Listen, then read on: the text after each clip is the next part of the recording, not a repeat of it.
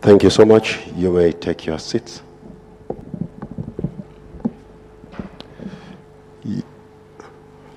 Your Excellency Samia Suluhu Hassan, President of the United Republic of Tanzania, Your Excellency Mokgweetsi Masisi, President of the Republic of Botswana, Honorable Ministers, Permanent Secretary Delegates from Botswana, distinguished guests, ladies and gentlemen, welcome to State House and welcome to the press conference. Your Excellency, our floor language will be Swahili, but because Swahili is a EU language and Botswana is ready to learn Swahili, we will offer English interpretation through your kits.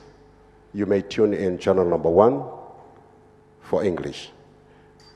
In the first place, Your Excellency, allow me to welcome Her Excellency Samia Suluhu Hassan to address the press. Karibu sana Mheshimiwa Rais.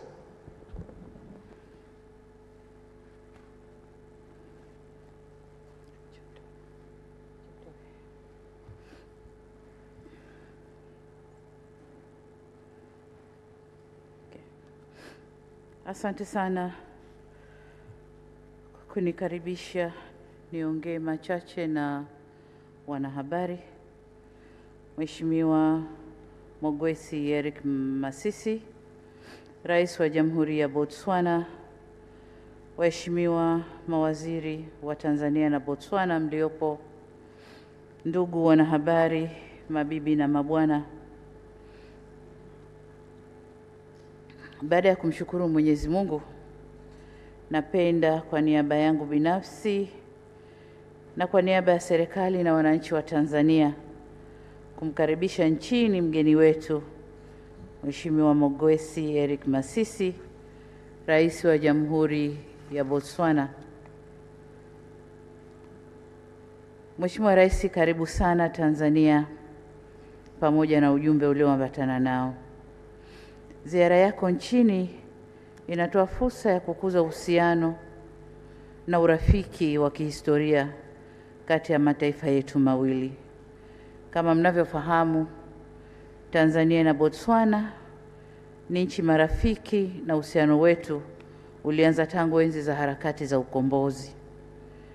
Tanzania na Botswana pamoja na Zambia zilikuwa waanzilishi wa nchi za mstari wa mbele, yani frontline states, ambazo zilitoa msaada mkubwa kwa wapigania uhuru wa nchi za kusini mwa Afrika, ambazo zilikuwa ni Afrika Kusini, Angola, Msumbiji, Namibia na Zambia. Botswana ilitumika kama njia kwa wapigania uhuru waliotoroka nchi zao kuja Tanzania na Zambia kupanga mikakati ya ukombozi. Miongoni wa wapigania uhuru tuliowapokea kupitia Botswana ni mzee Nelson Mandela, ambaye alikuja Tanzania kwa ajili ya mikakati hiyo, lakini the safe pathway ilikuwa ni Botswana. Tanzania na Botswana ni miongoni mwa nchi zilizounda Jumuiya ya Maendeleo ya Kusini mwa Afrika, yani Southern African Development Community, SADC ya awali ile mwaka 1980. Hii yote ni uthibitisho kuwa Tanzania na Botswana ni nchi zenye uhusiano wa muda mrefu. Hivyo basi, kama nilivyosema, ziara hii inatupa fursa ya kukuza zaidi uhusiano na ushirikiano wetu.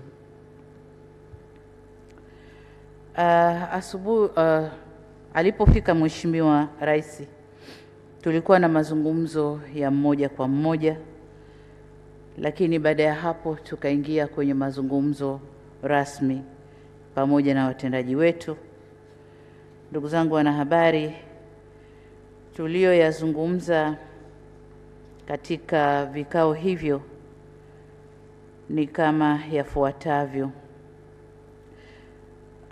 Mheshimiwa Masisi alijikita zaidi katika kutafuta namna ya kuimarisha uhusiano na ushirikiano kati yetu, hususan katika nyanja za kiuchumi, na katika hilo tumeangalia eneo la biashara na uwekezaji. Tumeona kuwa biashara kati ya mataifa yetu mawili imeongezeka kutoka shilingi za Tanzania milioni 731 mwaka 2005 hadi kufikia shilingi bilioni 3.5 mwaka huu 2020. Aidha, Botswana imewekeza nchini miradi yenye thamani ya dola za Marekani milioni 231 ambayo imetoa ajira zipatazo 2128 kwa Watanzania. Na miongoni mwa miradi mikubwa waliowekeza ni ule mradi wa Mlimani City. Wengi tunakwenda pale kununua, tunakwenda na watoto wanacheza na nini, lakini ni uwekezaji wa Botswana walioingia mkataba pamoja na Chuo Kikuu cha Dar es Salaam. Nataka nitumie fursa hii kumhakikishia Mheshimiwa Rais kwamba tutalinda mradi ule uweze kuendelea kwa muda mrefu, kwa sababu mradi ule pia mbali na biashara imekuwa kivutio kwa Watanzania wengi. Hata hivyo, pamoja kuongezeka kwa biashara na uwekezaji, mimi na kaka yangu Masisi tumeona kuwa kiwango hicho ni kidogo sana ukilinganisha na uhusiano tulionao na fursa zilizopo kwenye mataifa yetu mawili. Hivyo basi tumekubaliana kuwahamasisha wafanyabiashara wa mataifa yetu mawili kuchangamkia fursa zilizopo. Lakini pia tulikubaliana kutanua maeneo ya ushirikiano na kubadilishana uzoefu kwenye maeneo mbalimbali. Kama mnavyofahamu, Botswana inasifika kwa kupiga hatua kubwa kiuchumi barani Afrika. Na sekta za uchumi wa Botswana ni madini, yaani almasi, ambapo inaongoza kwa kuuza madini hayo duniani. Lakini haiongozi kwa bahati mbaya. Botswana ilijipanga na kujiwekea mikakati mizuri kushikilia zao lao na kuweza kuuza duniani. Kwa hiyo nasi tumejifunza mengi kutoka kwao na tumekubaliana timu yetu ya wataalamu waende Botswana kujifunza mikakati ya kuendeleza madini yetu nchini kwa ajili ya biashara duniani. Lakini pia Botswana ni wauzaji wazuri wa nyama duniani. Sisi Tanzania tuna madini mengi, vivutio vingi vya utalii na mifugo mingi, lakini hatujafikia nafasi ambayo Botswana wamefikia kwenye biashara hii barani Afrika na duniani pia. Hivyo basi tumekubaliana kushirikiana kwenye maeneo hayo. Sambamba na hayo, ili kukuza na kupanua maeneo ya ushirikiano, tumekubaliana kufufua tume ya pamoja ya ushirikiano ambayo ilianzishwa mwaka 2002 na kufanya mkutano wake wa mwisho mwaka 2009. Tumewataka mawaziri wetu wa mambo ya nje kuitisha mara moja mkutano huu, na kwa sababu kuna magonjwa haya ambayo yanatuzuia kusafiri au kukutana kwa pamoja, basi tutaangalia njia ambayo ni rahisi na itakuwa njia njema kwa nchi zetu mbili kufanya mkutano huu. Lakini ni muhimu mkutano huu ukafanyika kwa haraka ili kuangalia maeneo ya ushirikiano ya kiuchumi na kijamii kwa undani zaidi. Lakini pia tumejadiliana kuhusu masuala ya kikanda, kibara na kidunia, na hasa kuhusu maendeleo ya usalama, ambapo tumekubaliana kuendeleza ushirikiano hususan kupitia taasisi ambazo nchi zetu ni wanachama kama vile SADC, Umoja wa Afrika na Umoja wa Mataifa. Mwisho na kwa kifupi, hayo ndiyo tuliojadiliana na kakangu Masisi, na nataka kuitumia fursa hii kurudia tena kumshukuru kwa kuja kutembelea Tanzania na kwamba kutembelea kwake na tuliompangia kufanya kumempa hamu naye anialike mimi kwenda kwake, na nimepokea mwaliko huo wa kutembelea Botswana. Nimemwahidi kwamba nitatembelea wakati utakaporuhusu, lakini nimemhakikishia kwamba nitatembelea Botswana. Mwisho kabisa, napenda kutumia fursa hii kuhakikisha au kumhakikishia tena kuwa Tanzania itaendelea kushirikiana na nchi yako Botswana katika nyanja zote tulizokubaliana. Niwahimize tu wataalamu wetu kuhakikisha kuwa yale yote ambayo leo tumekubaliana basi yatekelezwe kwa haraka sana. Asanteni kwa kunisikiliza. Mheshimiwa Rais, karibu sana uongee na wanahabari. Karibu sana. Asante sana Mheshimiwa Samia Suluhu Hassan, Rais wa Jamhuri ya Muungano wa Tanzania. Naomba sasa nimkaribishe Mheshimiwa Mokgweetsi Masisi kwa ajili ya kutoa hotuba. Really Amokela Kapula. No, thank you very much. Asante sana. Tuko pamoja. We are together. It will get better. Your Excellency, Madam President, Mheshimiwa Rais, distinguished ministers, waheshimiwa mawaziri and senior government officials, members of the fourth estate, watendaji wakuu wa serikali kutoka nchi zote mbili. It gives me enormous pleasure to be in Tanzania as a visitor to you, Madam President, and the people of Tanzania. Ninayo furaha kubwa sana kuwepo hapa Tanzania kama mgeni nikifanya ziara hapa nchini kukutembelea wewe na kuwatembelea wa Tanzania. We arrived this morning following on the delegation that preceded us, led by the Minister of International Affairs. Tuliwasili asubuhi hii, lakini tulitanguliwa na timu ambayo ilitanguliwa ikiongozwa na Mheshimiwa Waziri wa Mambo ya Nje. And perhaps before I detail the warmth of reception by those you charged with receiving my minister and his delegation, President Hassan, I ought to take you back a little to the time when we first started relating as colleagues with President Hassan. Kabla sijazungumzia kuhusu makaribisho mazuri ambayo waziri wangu na ujumbe wake waliupata, ningependa nizungumzie kuhusu mahusiano wetu. I served as my country's vice president from 2014. Nilikuwa makamu wa rais wa nchi yangu tangu mwaka 2014. And in a short space of time, the current President Hassan served as the Vice President of Tanzania from 2015. Lakini pia rais wa Tanzania wa sasa Mheshimiwa Samia Suluhu Hassan alikuwa makamu wa rais tangu mwaka 2015. I don't know if it's because our then bosses did not like to travel or were afraid of traveling. Sasa sijui mabosi wetu wa zamani kwamba hawakupenda kusafiri au waliogopa kusafiri.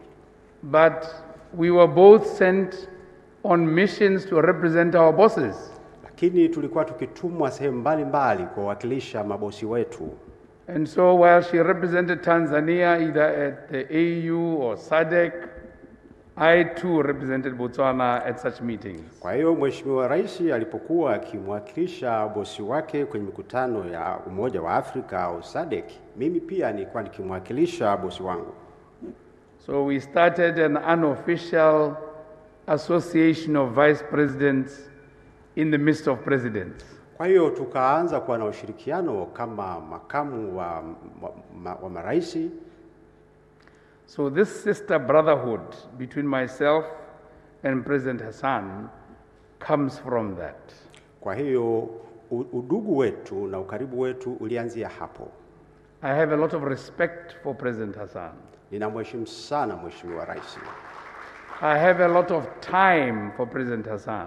Na nina muda mwingi sana kwa ajili yake Mheshimiwa Rais. I have a lot of faith in President Hassan. Na nina imani kubwa sana kwa Mheshimiwa Rais.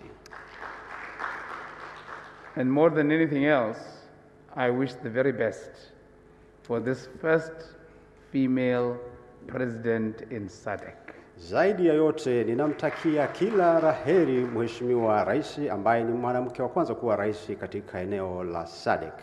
It therefore becomes an axiomatic duty of mine to be the defender, protector, motivator, supporter, and insurer of the success of President Hassan. Kwa hiyo ni wajibu wangu kumtetea, kumsaidia katika kazi yake Mheshimiwa Rais. You see, if you come from being vice president with her, you can claim all this. Kwa hiyo kwa sababu nilikuwa makamu wa rais, haya yote inawezekana kuyafanya. And so please let it be known that it's not a false claim, this is a genuine claim. Naomba ifahamike kwamba ninaongea haya kwa dhati kabisa. But the attraction, more than the individual, is the country. Lakini pia navutiwa zaidi na nchi yenyewe. If you look at the top left corner from where I sit, in the middle of those, the picture is my founder president. Ukiangalia upande wangu wa kushoto kwenye hizo picha ni muasisi wa taifa letu. And if you look to the extreme right of those pictures, is your founder president. Na kulia kabisa kule yuko rais muasisi wa Tanzania. Those excellencies lay the foundation for us. Waheshimiwa marais waliweka msingi wa uhusiano wetu. Mwalimu Julius Nyerere, Sesra Tsakam. Walikuwa ni Mwalimu Julius Kambarage Nyerere na Mheshimiwa Selesi Kama. Botswana was not only a safe passage for those seeking to liberate their countries. Botswana haikuwa tu eneo salama la kupita kwa hao waliokuwa wakitafuta kuzikomboa nchi zao. Botswana, I have made the statement and I will continue to make it, was an active participant in the liberation struggle of Southern Africa. Nimesema na nitarejea tena kusema kwamba Botswana ilikuwa ni sehemu katika mapambano ya ukombozi kusini mwa Afrika. I say this with evidence, even if you went to talk to them and ask them, those who are living. Ninazungumza haya kutokana na ushahidi. Hata ukienda kuwauliza wale ambao wako hai wanayojua historia ya ukombozi wanaweza kuyasema. There's hardly a political leader in the countries that were under white minority oppression that did not abode in Botswana, that did not find food, safety, homage, refuge in Botswana, that did not find comfort and support in Botswana. Kuna viongozi wachache sana ambao hakuna viongozi ambao wanaweza kusema kwamba wakati wa harakati za ukombozi hawakupata kwenda Botswana na kupata chakula, malazi na kusaidiwa katika mapambano. Starting, as President Hassan said, with His Excellency former President Nelson Mandela. Tukianza na Mheshimiwa Rais wa Afrika Kusini Nelson Mandela. Oliver Tambo. Lakini pia Oliver Tambo. Hifikepunye Pohamba. President Geingob. Na Rais Geingob.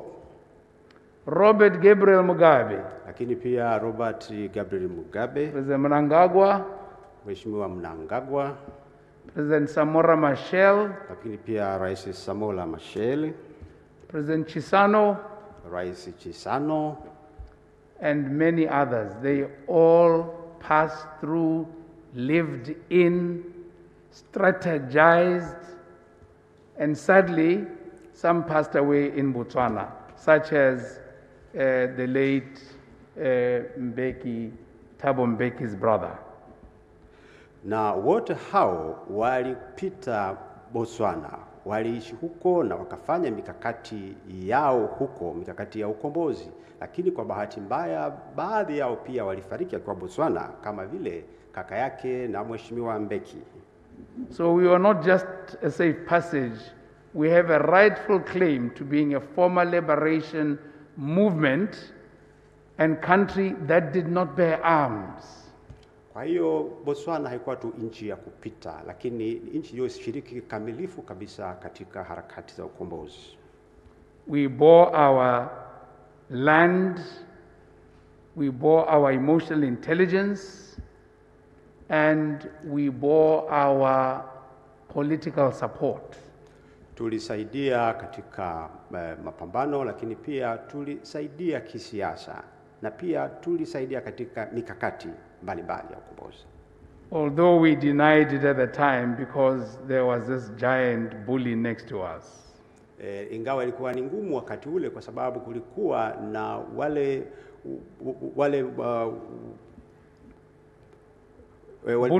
waliokuwa wakisimamia mfumo wa ubaguzi wa rangi kusini mwa Afrika. Yes, but Madam President, it is that history from which we come in our programmatic interactions, in our economic and socio-political interactions. Kwa hiyo tunapoendelea na ushirikiano wetu katika kupanga mikakati ya kiuchumi na ushirikiano wa kisiasa, tunatoka kwenye historia hiyo. And our job is to grow it, and grow it we will. Kwa hiyo ni lazima tuendelee kukua. And the reason for wanting to grow it is because we have an onerous responsibility to make sure that you lead Tanzania for the benefit of the Tanzanians, I lead Botswana for the benefit of the Botswana. Ni lazima tuendelee kukuza ushirikiano huo kwa sababu ni lazima uweze kuongoza Tanzania kwa manufaa ya Tanzania, nami niongoze Botswana kwa manufaa ya Botswana.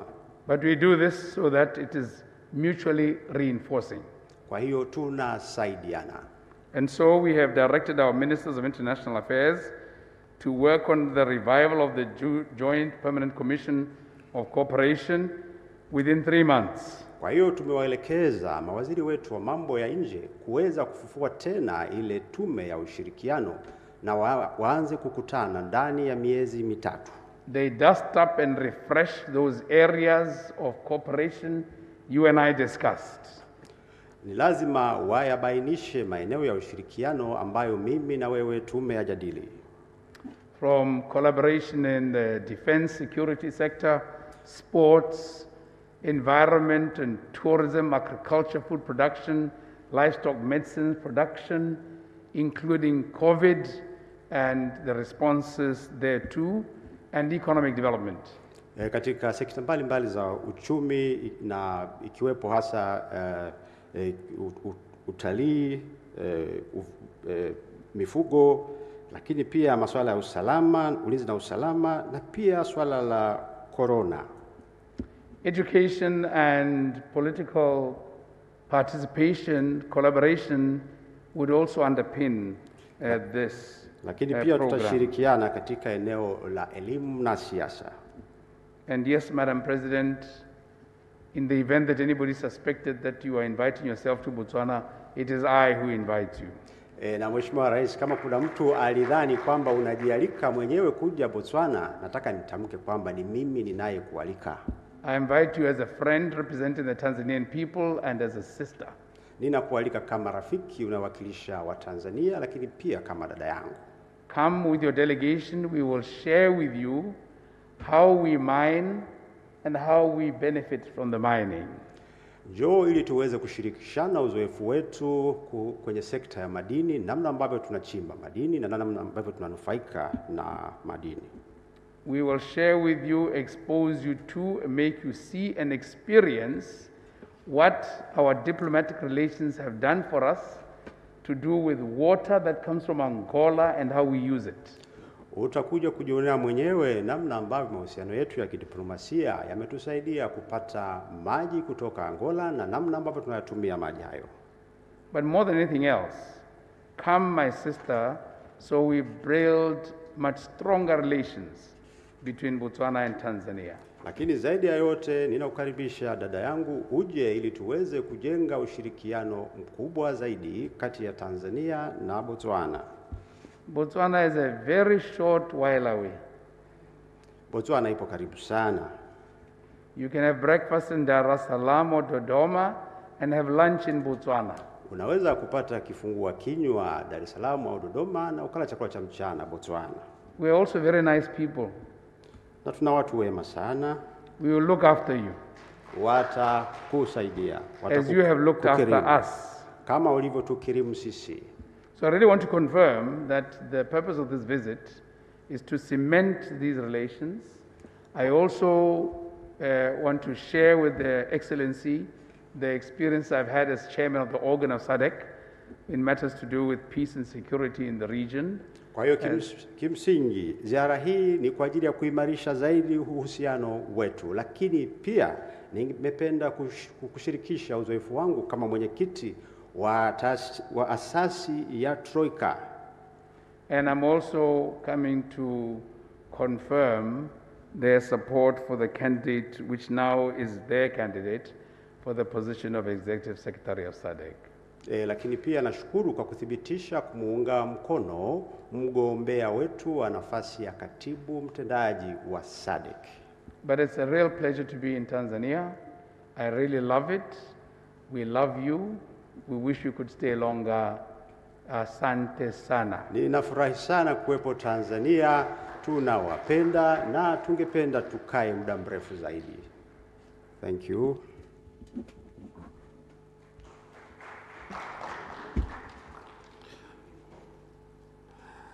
Kialeboka, Mr. President, thank you very much for your speech.